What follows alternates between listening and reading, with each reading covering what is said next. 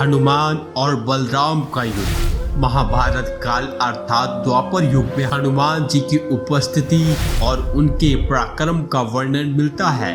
हनुमान जी ने रामायण काल में भी कई बड़े बड़े महाबलियों का घमंड तोड़ दिया था, फिर चाहे वह रावण हो, मेघनाथ हो या बाली, यहाँ तक कि खुद लक्ष्मण जी भी महाबली हनुमान जी के पराक्रम को मान गए थे। लक्ष्मण जी को शेष अवतार माना जाता है। उन्होंने ही बाद में महाभारत काल में बलराम जी के रूप में जन्म लिया था। तब भी उन्हें अपने बलशाली होने का घमंड हो चला था।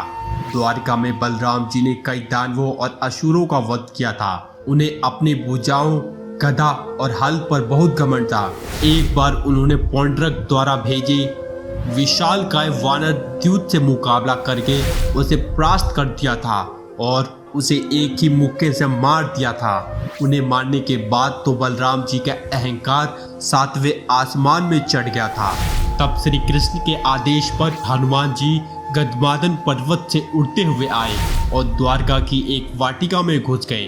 द्वारका की वह वाटिका सबसे सुंदर थी। उस वाटिका को उन्होंने उसी तरह उजाड़ना परम कर दिया जिस तरह उन्होंने रावण की वाटिका को उजाड़ दिया था। द्वारका की वाटिका में वे फलों को पेड़ों सहित उखाड़ कर खाने लगे, पेड़ों को दूसरी ओर फेंकने लगे। कई सैनिकों ने उन्हें ऐसा करने से रोका, परंतु वह सैनिकों से कहां संभलने वाले थे।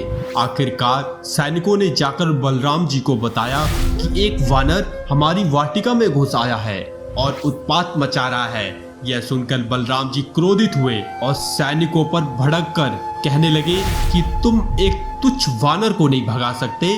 तब सैनिकों ने बताया कि वह बड़ा ही बलशाली है, सैनिकों के बस का नहीं है। यह सुनकर बलराम जी खुद उन्हें एक साधारण वानर समझकर अपनी गदा लेकर वाटिका से भगाने के लिए पहुंच गए। वहां कई चेतावनियां देने के बाद भी जब हनुमान जी नहीं माने तो फिर बलराम जी ने अपनी गदा निकाल ली और फिर वहां उनका हनुमान जी से गदा युद्ध हुआ।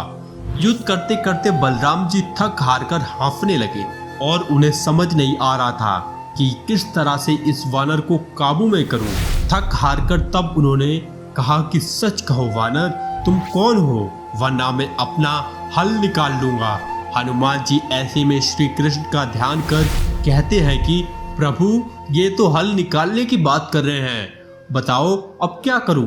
यह मानसिक संदेश सुनकर तब वहां पर श्री कृष्ण और रुक्मिणी दोनों ही प्रकट होकर बलराम जी को बताते हैं कि ये पावन पुत्र हनुमान जी हैं। यह सुनकर बलराम जी चौंक जाते हैं और वह हनुमान जी से क्षमा मांगते हैं और स्वीकार कर लेते हैं कि हाँ, मुझे अपनी गदा पर घमंड था।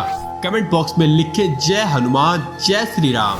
दोस्तों आज के लिए बस इतना ही। जाने से पहले लाइक बटन जरूर दबाएं और अगर वीडियो अच्छा लगा हो तो शेयर कीजिए।